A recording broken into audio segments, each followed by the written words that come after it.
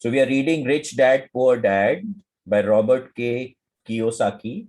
We are on page 77 of the book and page number 54 of the PDF.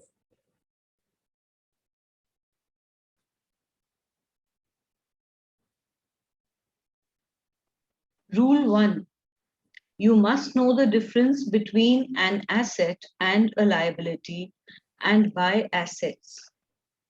If you want to be rich, this is all you need to know. It is rule number 1.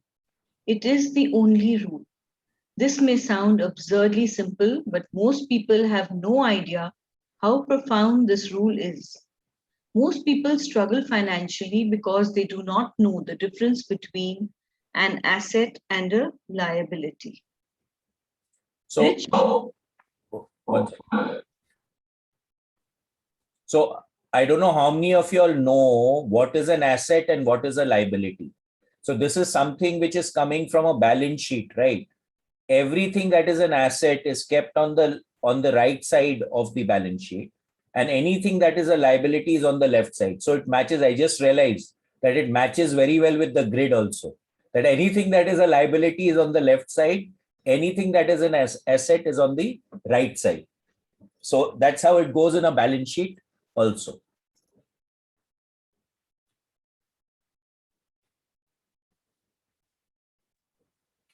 Rich people acquire assets. The poor and middle class acquire liabilities that they think are assets, said Rich Dad. When Rich Dad explained this to Mike and me, we thought he was kidding. Here we were, nearly teenagers, and waiting for the secret to getting rich. And this was his answer. It was so simple that we stopped for a long time to think about it. What is an asset? Asked Mike. Don't worry right now, said Rich Dad. Just let the idea sink in. If you can comprehend the simplicity, your life will have a plan and be financially easy. It is simple. That is why the idea is missed. So this is important, right? He said it is simple. That's why the idea has been missed. Now, if you really see, most of the tools that we are learning are so simple that that they can actually be missed. People don't realize. How is it possible? How can it be possible that you'll take a deep breath and just take a breath and imagine a ball and everything will start to happen? How is it possible? You take a breath and you'll go into an altered state of consciousness. It is not possible, right? You want to reduce your stress, just focus on your breath and watch it going in and out of your heart area. Simple, right? Somatic intelligence, just feel in your body, where is it coming from? That's it. And the matter gets sorted out. So everything that is simple can be very, very profound. And in my experience, most of the time, stuff which really creates shifts in your life is the simple stuff, provided you pay attention. So paying attention is actually the name of the game. The more we pay attention, the better we actually catch the stuff that will create shifts.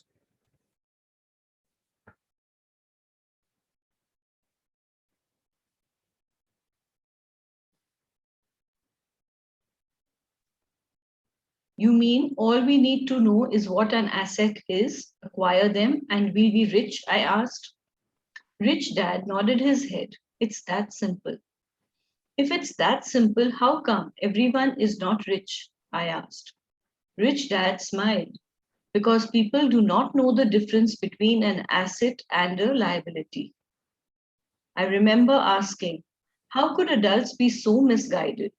If it is that simple, if it is that important, why would everyone not want to find out?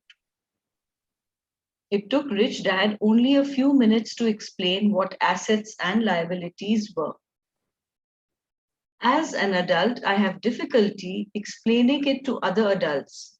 The simplicity of the idea escapes them because they have been educated differently. They were taught by other educated professionals, such as bankers, accountants, real estate agents, financial planners, and so forth. The difficulty comes in asking adults to unlearn or become children again. An intelligent adult often feels it is demeaning to pay attention to simplistic definitions. Rich Dad believed in the KISS principle: keep it simple, stupid, or keep it super simple. So he kept it simple for us, and that made our financial foundation strong. So what does this mean? Keep it simple. If you are talking to someone and you can't bring it down to their level, then what's the point of talking to them, right? So that's why it's very clear. He says it very clearly. KISS, it's a very nice word. Keep it simple, stupid, right? So then that's why you have this thing for the idiot. There are so many books, right? Accounting for the idiot, this for the idiot. What does that imply? Basically, that it is very simply explained, and the simpler you keep it, the better off the other person will understand. So, what causes the confusion? How could something so simple be so screwed up? Why would someone buy an asset that was really a liability? The answer is found in basic education. We focus on the word literacy and not financial literacy. What defines something to be an asset or a liability are not words.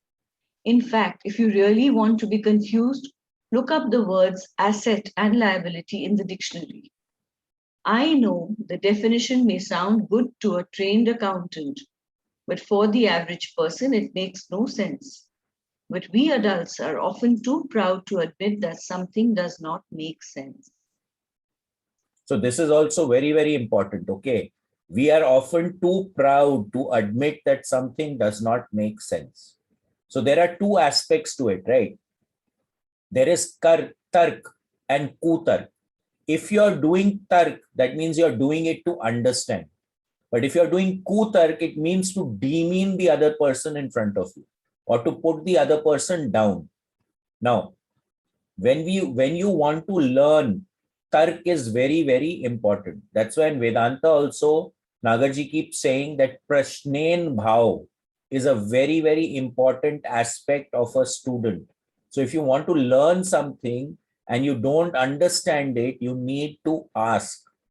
And that's the way that you will learn. That's why in all the workshops, sharing is a very, very important aspect of the entire game, because when you share, you have to think and share, and that leads up to various questions.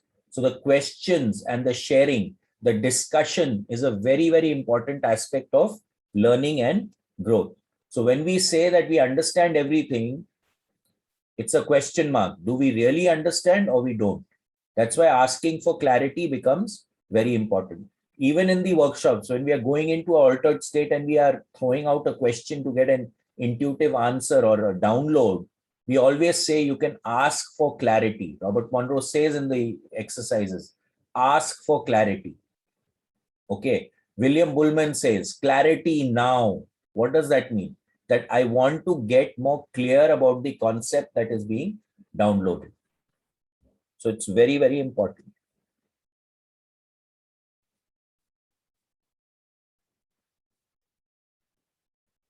An asset puts money in my pocket. A liability takes money out of my pocket. To us young boys, Rich Dad said, what defines an asset are not words, but numbers. And if you can't read the numbers, you can't tell an asset from a hole in the ground. In accounting, Rich Dad would say, it's not the numbers, but what the numbers are telling you. It's just like words, it's not the words, but the story the words are telling you. If you want to be rich, you've got to read and understand numbers. If I heard that once, I heard it 1,000 times from my rich dad. And I also heard the rich acquire assets and the poor and middle class acquire liabilities. Here is how to tell the difference between an asset and a liability. Most accountants and financial professionals do not agree with the definitions. With these simple drawings, were the start of strong financial foundations for two young boys. This is the cash flow pattern of an asset.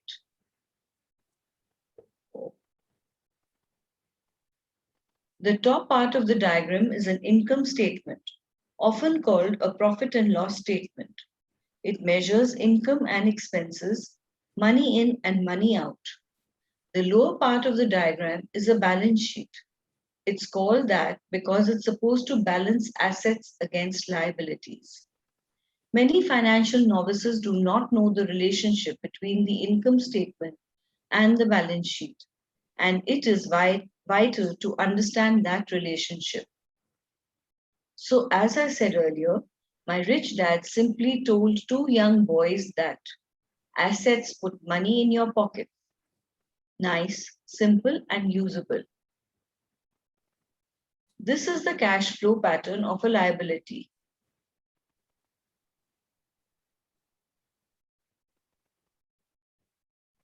Now that assets and liabilities have been defined through pictures, it may be easier to understand my definitions in words. An asset is something that puts money in my pocket. A liability is something that takes money out of my pocket. Okay, so Shivangla, can you scroll down? Scroll up, you mean? Okay, so what does it show over here? An asset is something that generates income and puts it into your income statement. Now, if you scroll down, a liability is what leads to an expense which takes money out of your pocket. Okay, basically, this is the definition, that an asset is something that puts money into your pocket. A liability is something that takes money out of your pocket.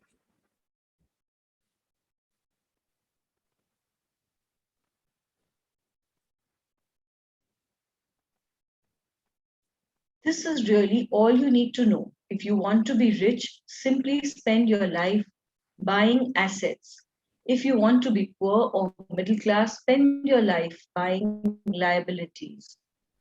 Illiteracy, both in words and numbers, is the foundation of financial struggle. If people are having difficulties financially, there is something that they don't understand, either in words or numbers. The rich are rich because they are more literate in different areas than people who struggle financially. So, if you want to be rich and maintain your wealth, it's important to be financially literate in words as well as numbers. The arrows in the diagrams represent the flow of cash or cash flow. Numbers alone mean little, just as words out of context mean little. It's the story that counts. In financial reporting, reading numbers is looking for the plot, the story of where the cash is flowing. In 80% of most families, the financial story paints a picture of hard work to get ahead. However, this effort is for naught because they spend their lives buying liabilities instead of assets. This is the cash flow pattern of a poor person. So what is he saying very clearly here, right? He is very clearly saying that where is the cash flowing? Look at that. So in this diagram, what is happening? You have a job, and this is what most people do. You have a job, you get a salary. This salary is an income, and you use the salary to pay your expenses, and it all gets out. So nothing is left in your pocket. This is the cash flow pattern of a poor man or a person who does not know how to manage his or her money. This is the cash flow pattern of a person in the middle class. Okay, so in the middle class, what is happening? You get a salary. With the money of the salary, you buy liabilities. So a mortgage, a car loan, credit card debt, school loans. So these are all liabilities. Okay. And because of these liabilities, it leads to interest payments, credit card payments, interest on credit card, the school loan payments. So all the money again goes out of your pocket. There is nothing saved in the asset side. Everything becomes a liability. This is the cash flow pattern of a rich person. So what does a rich person do? They buy real estate, stocks, bonds, notes, intellectual properties, other capabilities. They educate themselves. They create an asset which will result in income. So if I create real estate, it is giving me rental income. If I'm buying stocks, it's giving me dividend. If I'm buying notes, these are basically CR notes and bonds, etc. These are giving me interest. And if I have intellectual property, it is giving me royalties. So the assets are giving income. I don't need to work for it. There is no job over here anymore. The assets are generating income with which I can make my payments.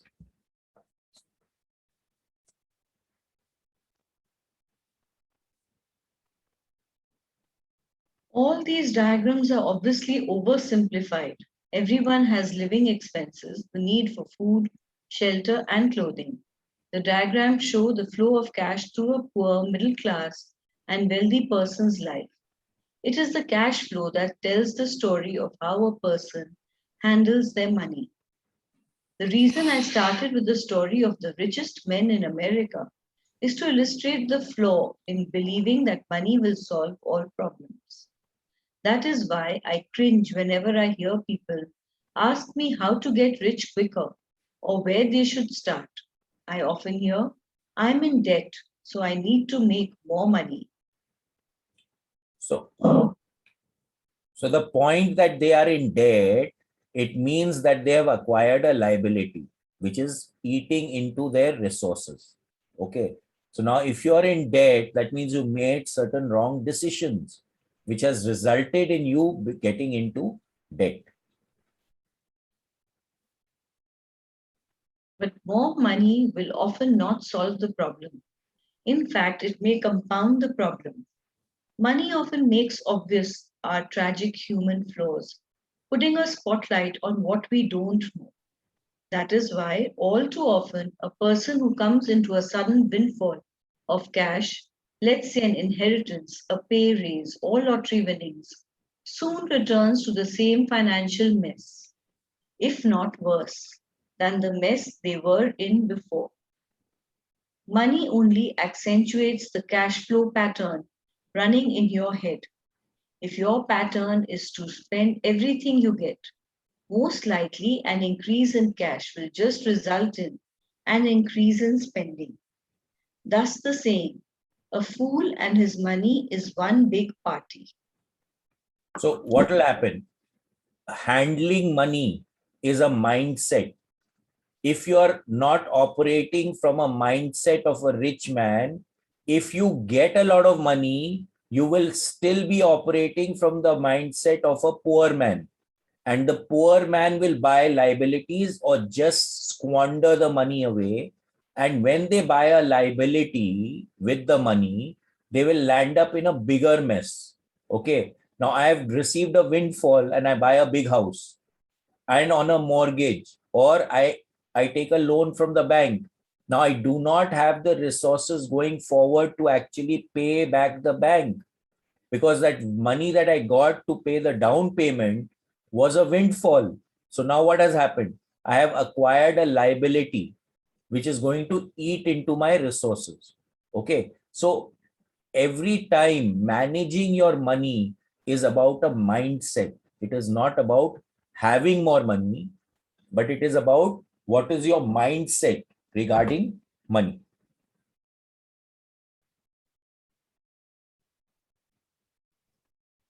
Cash flow tells the story of how a person handles money.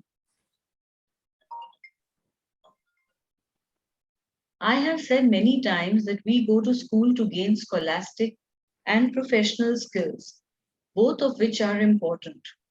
We learn to make money with our professional skills.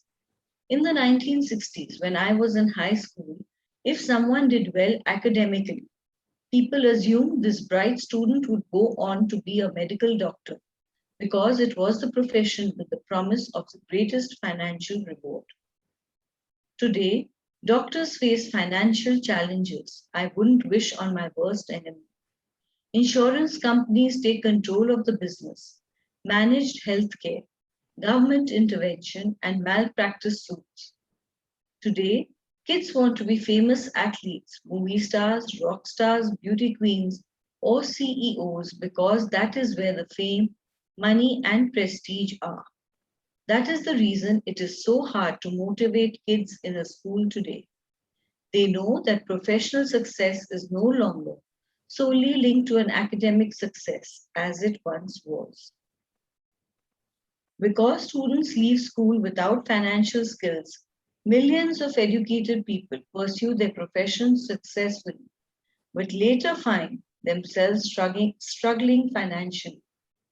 They work harder but don't get ahead. What is missing from their education is not how to make money, but how to manage money. It's called financial aptitude. What you do with the money once you make it, how to keep people from taking it from you, how to keep it longer, and how to make that money work hard for you. Most people don't understand why they struggle financially because they don't understand cash flow. A person can be highly educated, professionally successful, and financially illiterate. These people often work harder than they need to because they learned how to work hard, but not how to have their money work hard for them. So, so we come back to the thing, right? These people often work harder, but they need to learn how, because they learned how to work harder, but they have not learned how to manage their money, right? So working hard does not give results. Like what we are talking about all the time is effortlessness. If you're working effortlessly, if things are happening effortlessly to you, it has come swata into your life, it is easy for you to do, it is the best thing to do, and you've accepted it, right? When there is gentleness, there's compassion, you're working from the right side of the grid, not from the left side of the grid, that is when the money will start to flow. So you need to understand that we need to work with money from the right side of the grid, not from the left side.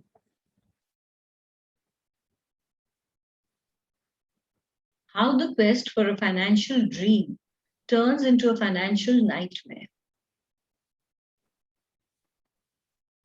The classic story of hardworking people has a set pattern. Recently married, the happy, highly educated young couple moves into one of their cramped rented apartments.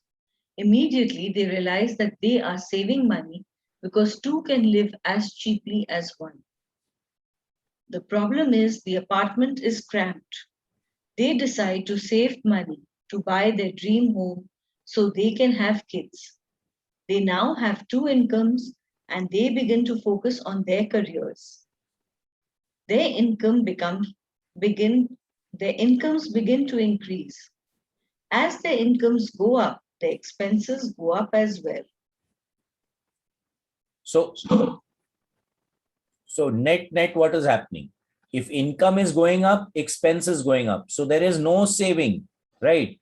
They're not managing their money properly, because if they're making a lot of money, but then nothing remains in their hand. So I go to so many people's houses and they'll constantly tell me, we make a lot of money, but nothing remains. So now where is it going? You have to figure out where it is going. No one else can figure it out for you, right? So you have to keep a tap on your expenses.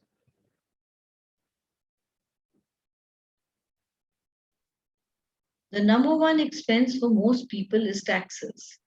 Many people think it's income tax, but for most Americans, their highest tax is Social Security.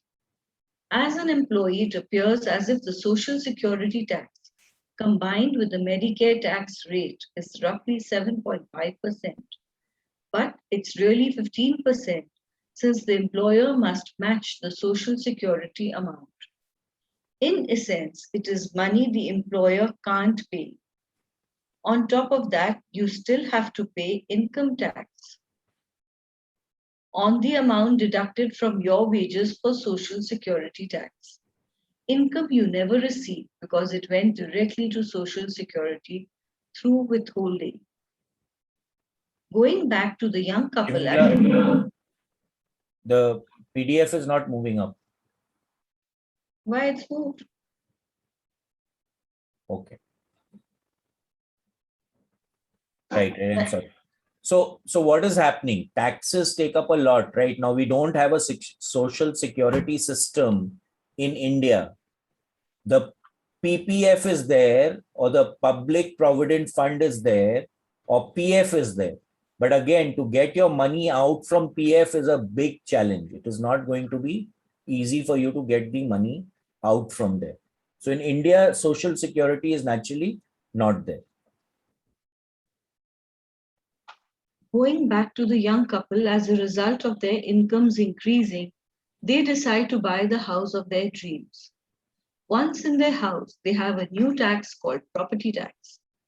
Then they buy a new car, new furniture, and new appliances to match their new house. All of a sudden, they wake up and their liabilities column is full of mortgage and credit card debt. Their liabilities go up. So what is happening? They moved from a cramped apartment into a bigger apartment, taking a loan or a mortgage. So now they have to pay for the mortgage. Now, as they have moved into an upscale area, they need to match their furniture, they need to match their car, they need to match all the appliances that they have. So what is happening? They are spending more. They are spending more than what they can afford. So what is happening? They are notching up liabilities in their hands because all these things that they have bought are not income generating. They are asking for payment. Okay. So they are a liability.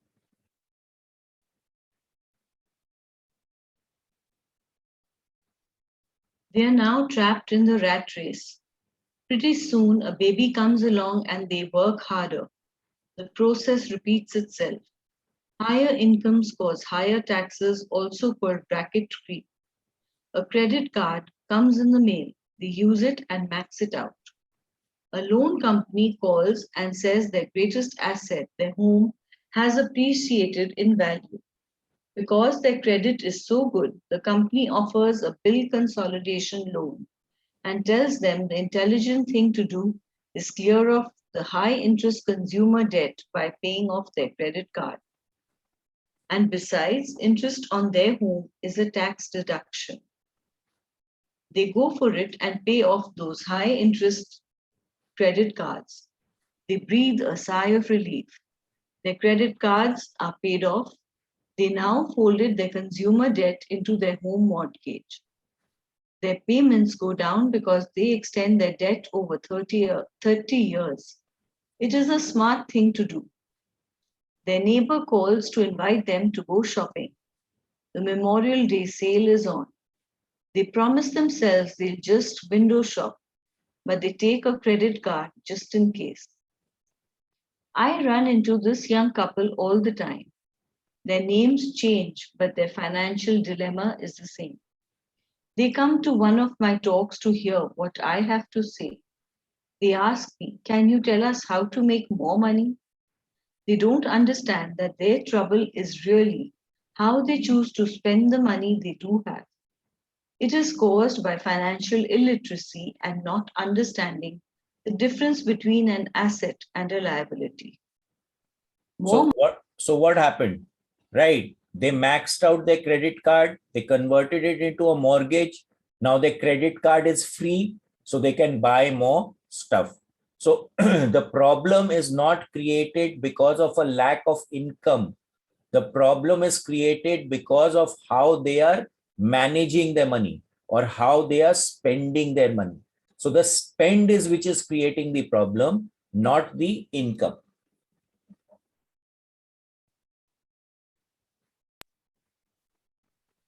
More money seldom solves someone's money problems. Intelligence solves problems. There is a saying a friend of mine says over and over to people in debt: if you find you have dug yourself into a hole, stop digging. As a child, my dad often told us that the Japanese were aware of three powers: the power of the sword, the jewel, and the mirror. The sword symbolizes the power of weapons. America has spent trillions of dollars on weapons, and because of this is a powerful military presence in the world. The jewel symbolizes the power of money. There is some degree of truth to the saying. Remember the golden rule: he who has the gold makes the rules. The mirror symbolizes the power of self knowledge. The self knowledge, according to Japanese legend, was the most treasured of the three. So why was self-knowledge the most treasured? Because you may have the power, you may have the weapons, but you have to have self-knowledge to use it. You may have the money, but you have to have self-knowledge to use it. If you do not use it properly, you're going to go into the dumps. So this is a very nice saying. If you find yourself in the hole, if you've dug yourself into a hole, stop digging. So what is happening? What you are doing is causing the problem. So stop what you are doing, because you need to do it differently. If you're not going to change how you're going to do it, you're going to land up in a deeper problem or in deeper shit.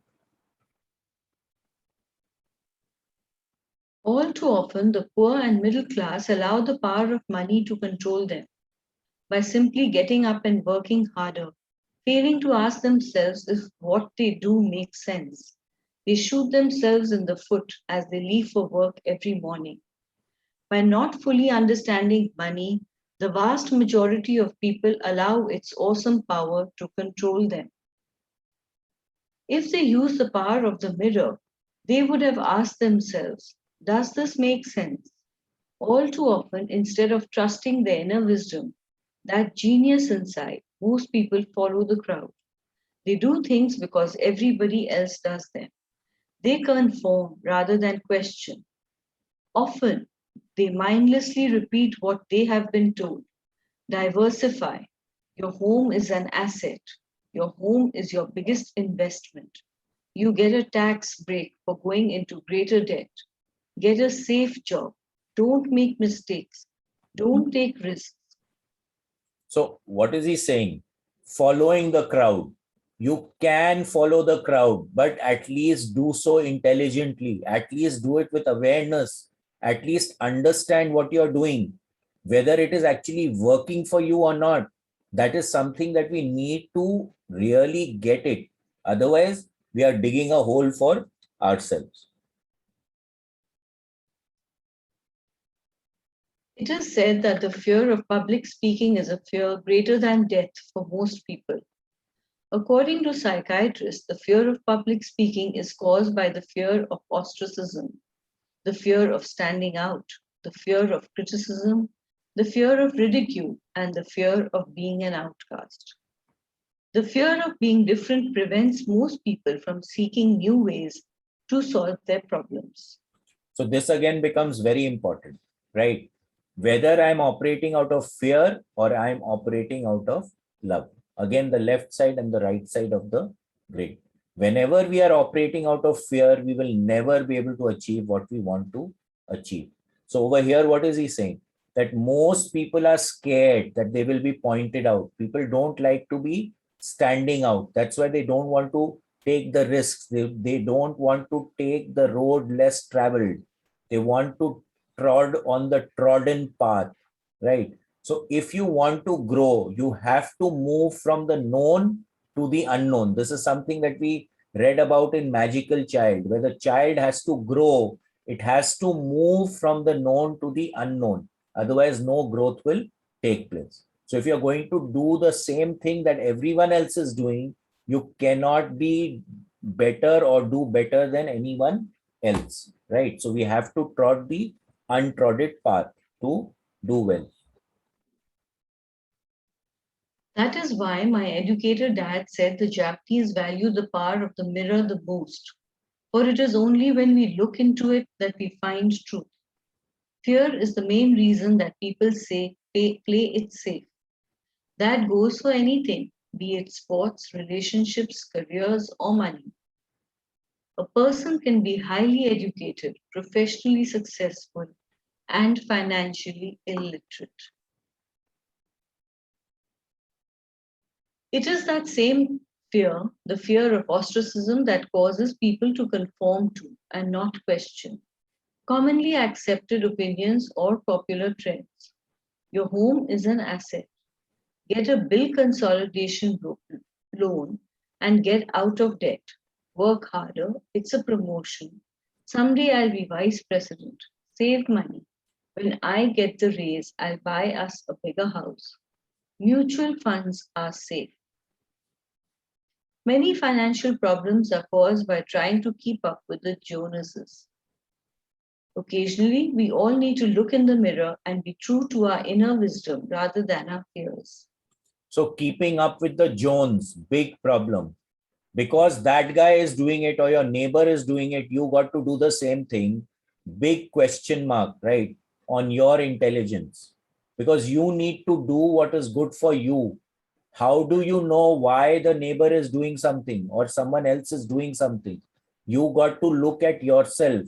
What is your picture that you're painting? Where are you wanting to go? And where are you? You have to assess that properly and then make your decisions. Just because your neighbor is doing it or Mr. ABC is doing it, you need to do the same thing. That's being an idiot. By the time Mike and I were 16 years old, we began to have problems in school. We were not bad kids, we just began to separate from the crowd.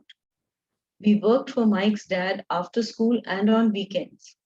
Mike and I often spent hours after work just sitting at a table with his dad while he held meetings with his bankers, attorneys, accountants, brokers, investors, managers, and employees. Here was a man who had left school at 13, who was now directing, instructing, ordering, and asking questions of educated people. They came at his beck and call and cringed when he didn't approve of them. So he is now employing all the educated people. Here was a man who had not gone along with the crowd. He was a man who did his own thinking and detested the words. We have to do it this way because that's the way everyone else does it. He also hated the word can't. If you wanted him to do something, just say, I don't think you can do it. So again, he hated the word can't, right? As soon as you say can't, you're tying yourself up. You're tying your feet, you're tying your hands, and it will result in your not moving and achieving anything. So the moment you say can't, you have killed yourself. You have cut your own feet, you've slaughtered yourself. So we need to be really aware, when we say can't. And it's really, really important. And this is something that we've been talking about constantly over the last year and a half. In every time this thing comes up, Renuji has really taken the step, very vital step, and dropped the word can't, at least in front of awareness people. Okay, that's a huge step. I'm sure that it's helped you. Renuji, are you here? Renuji, are you here? I don't think she's here today. Oh, she's not here. Okay. Mike and I learned more sitting in on his meetings than we did in all our years of school, college included. Mike's dad was not book smart, but he was financially educated and successful as a result.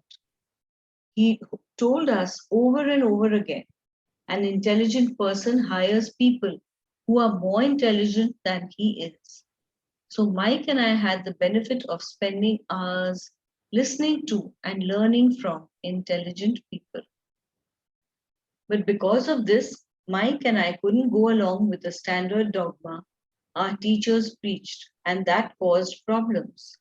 Whenever the teacher said, if you don't get good grades, you won't do well in the real world, Mike and I just raised our eyebrows. When we were told to follow set procedures and not deviate from the rules, we could see how school discouraged creativity. We started to understand why our rich dad told us that schools were designed to produce good employees instead of employers. So, creativity, finding solutions to issues and creative solutions is extremely important, right? And this is something that is happening in all educational systems, and especially in India, everything is by mugging. The person who comes does well in school, nine out of 10 times when they come into the real world, they don't do very well. The reason is, again, they've not been educated to navigate the real world, right? This also happens to many of the children who go abroad to study. And when they come back to India, they find that they cannot handle the situation, they cannot handle the system. The reason is that they've been educated in a particular process, which is very, very different from what reality throws up at them. So they cannot take decisions, they can follow orders, right? So instead of uh, being good employers, they turn out to be good employees. Occasionally, Mike and I would ask our teachers how what we studied was applicable in the real world, or why we never studied money and how it worked. To the latter question, we often got the answer that money was not important, that if we excelled in our education, the money would follow. The more we knew about the power of money, the more distant we grew from the teachers and our classmates. So working hard never resulted in prosperity. Working smart results in prosperity.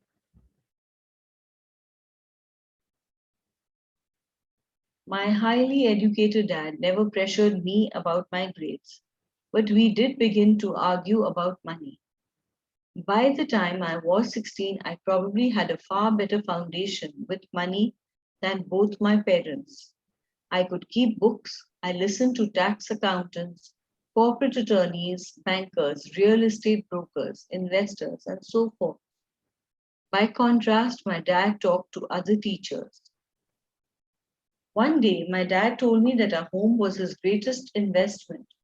A not too pleasant argument took place when I showed him why I thought a house was not a good investment.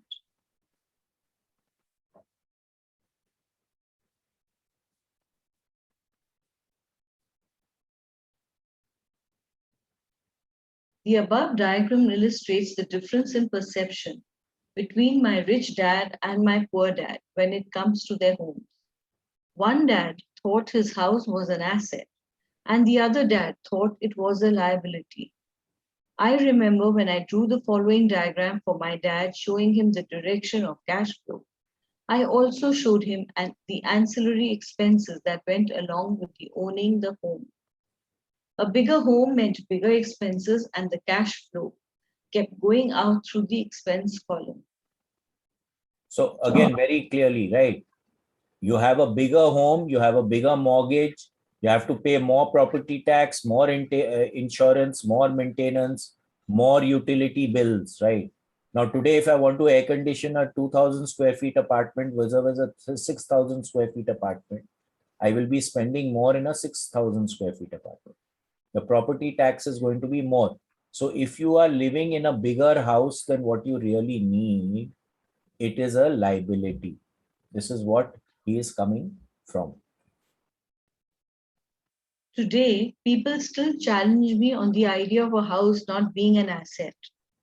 I know that for many people, it is their dream as well as their largest investment. And owning your own home is better than nothing. I simply offer an alternate way of looking at this popular dogma. If my wife and I were to buy a bigger house, bigger, flashier house, we realize it wouldn't be an asset. It would be a liability since it would take money out of our pockets. So here is the argument I put forth. I really don't expect most people to agree, With it, because your home is an emotional thing, and when it comes to money, high emotions tend to lower financial intelligence. I know from personal experience that money has a way of making every decision emotional. When it comes to houses, most people work all their lives paying for a home they never own. In other words, most people buy a new house every few years, each time incurring a new 30-year loan to pay off the previous one. So, so this is something which happens in America, right? The mortgage normally in America is about 30 years. So you buy a house and then you take a 30-year mortgage. So what is happening? Every month you have to pay the mortgage payment. So when he says over here, most people do not own their house. They spend all their life paying for the house. So if you're taking a 30-year mortgage and you've lived in the house for 5 years, the mortgage payments are still due. So when the mortgage payments are due, how do you own the house? You do not own the house, right? And then as their income goes up, they will sell the smaller house and go into a bigger house, incurring a bigger loan. So again, they start that rat race. The cycle keeps going round and round and round and round.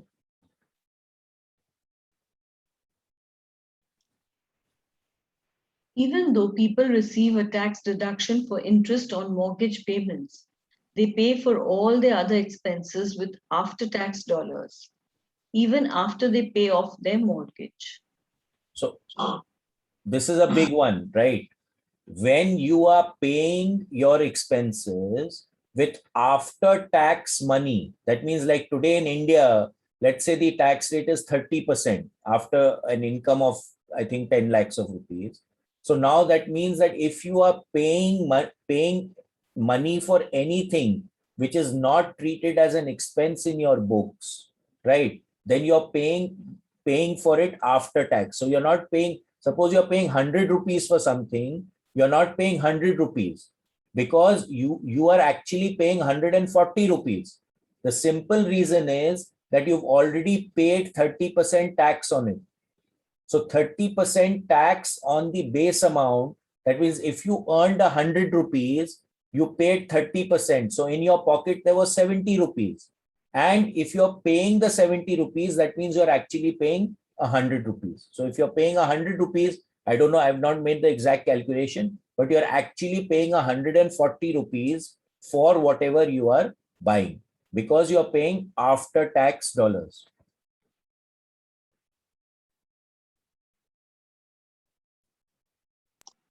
My wife's parents were shocked when the property taxes on their home increased to $1,000 a month.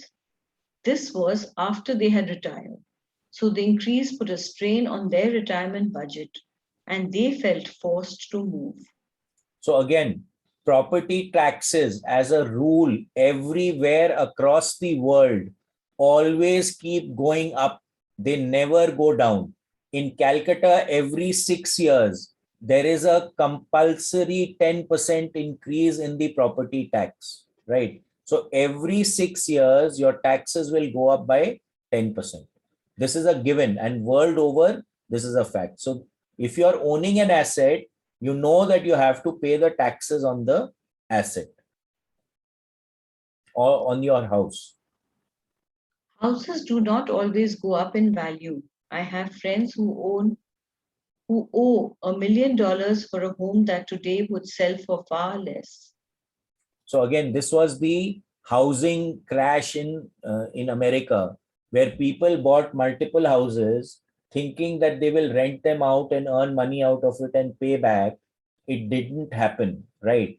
Also, many times you buy a house in the top of the market and then ultimately the price comes down. And we've seen this crash even in India, where I think about 5-10 years back, the markets of real estate really crashed. Now, of course, they have stabilized, they're inching up. But the fact is that you cannot sell your, many times, you'll not be able to sell your house for the value at which you bought it. The greatest losses of all are those from missed opportunities. If all your money is tied up in your house, You may be forced to work harder because your money continues blowing out of the expense column instead of adding to the asset column. The classic middle class cash flow pattern. If a young couple would put more money into their asset column early on, their later years would be easier. Their assets would have grown and would be available to help cover expenses. All too often, a house only serves as a vehicle for incurring a home equity loan to pay for mounting expenses. So what he means over here in US, if the value of your home goes up, you can borrow more money against it.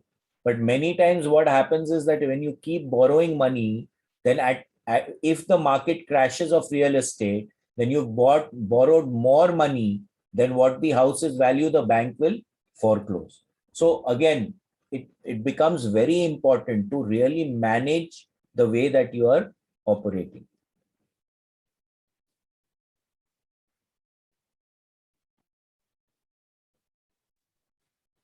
In summary, the end result is making a decision to own a house that is too expensive in lieu of starting an investment portfolio impacts an individual in at least the following three ways. Loss of One second. So this is important, right? The result of making a decision to own a house that is too expensive, right? These are the keywords.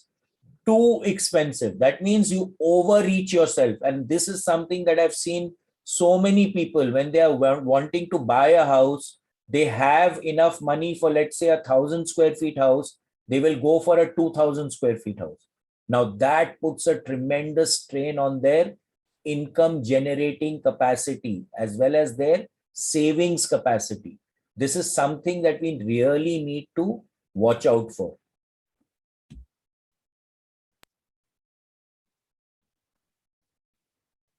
number one, loss of time during which other assets could have grown in value. Number two, loss of additional capital, which could have been invested instead of paying for higher maintenance expenses related directly to the home. Loss of education. Number three, too often people count their house and savings and retirement plans as all they have in their asset column because they have no money to invest. They simply don't invest. This costs them investment experience. Most never become what the investment world calls a sophisticated investor, and the best investments are usually first sold to sophisticated investors who then turn around and sell them to the people playing it safe. So what is happening is that you will ultimately land up selling in a bad time. So you have to be very, very careful. Your assets, income generating assets, have to constantly keep growing. You have to keep growing them because in the future, that is what will yield the result. You do not need to make a fire sale. Okay. You do not need to be desperate to sell. That's what he's saying. The intelligent buyer will buy it when there is a desperation to sell and sell it again back to a safe investor who is wanting the safety and security. And then the circle keeps going round and round. I am not saying don't buy a house. What I am saying is that you should understand the difference between an asset and a liability. When I want a bigger house, I first buy assets that will generate the cash flow to pay for the house. So this is very important, right? If I'm buying an asset which will require money to flow out of my system, I will create a corresponding asset which will pay for it, right? So I've bought a bigger house. I have to pay 100 rupees a month, basically on mortgage or whatever expenses. I create an asset which will generate 100 rupees. So it doesn't put a strain on me. This asset which is generating money will pay for the other asset or the other liability, technically the house or whatever, which is non-income generating. So I am not strained by it.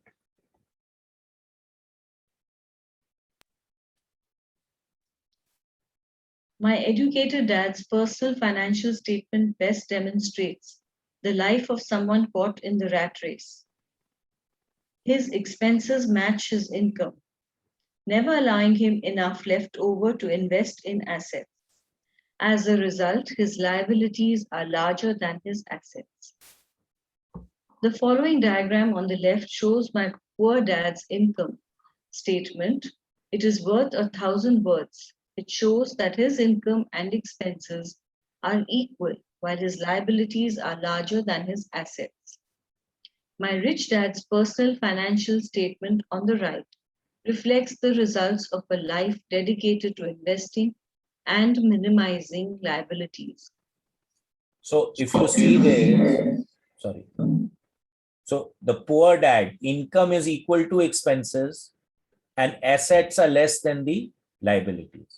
Whereas the rich dad, the income is more than the expenses and the assets are more than the liability. So these are income generating. So these assets are constantly adding to the income. Over here, the liabilities are constantly adding to the expenses in the poor dad statement. So you can see the difference between the two.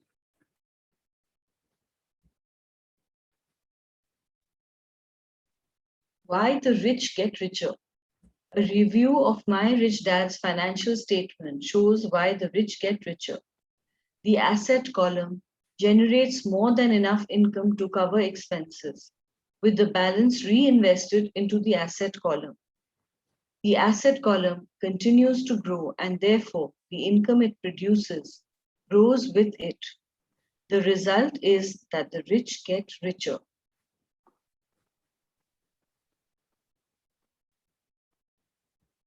So what is he saying? So the assets are generating income, right? The income from the assets is enough to take care of the expenses which are generated from the liabilities and result in a surplus which is invested back into assets. So the income keeps going up, the expenses keep going down, the liabilities also keep going down, and the assets keep going up. They keep growing. Okay. So this is the income statement and balance sheet statement of a rich person. Why the middle class struggle? The middle class finds itself in a constant state of financial struggle. Their primary income is through their salary. As their wages increase, so do their taxes. Their expenses tend to increase in proportion to their salary increase. Hence the phrase, the rat race. They treat their home as their primary asset instead of investing in income producing assets. So as the income goes up, the expenses go up. And as the income goes up, the liabilities also go up. So what is happening is that the income is equal to the expense. So there is no surplus, which results in greater liabilities.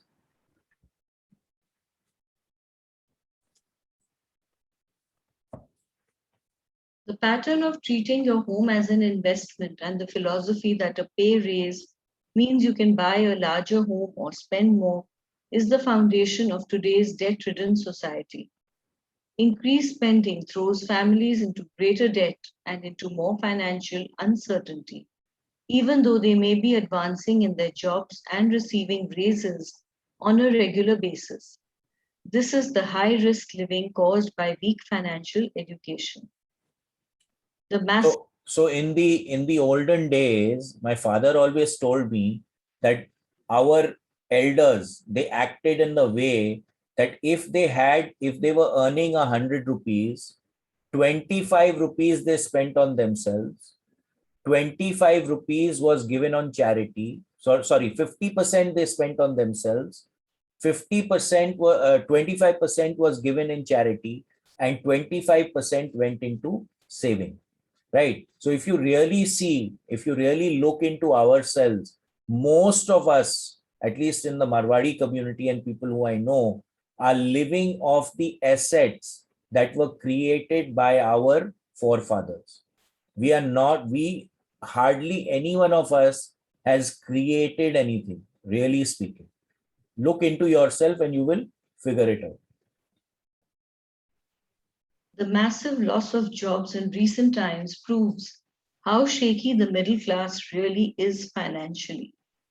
Company pension plans are being replaced by 401k plans. Social Security is obviously in trouble and can't be relied upon as a source for retirement. Panic has set in for the middle class. Today, mutual funds are popular because they supposedly represent safety. Average mutual fund buyers are too busy working to pay taxes and mortgages, save for their children's college, and pay off credit cards. They do not have time to study investing, so they rely on the expertise of the manager of a mutual fund.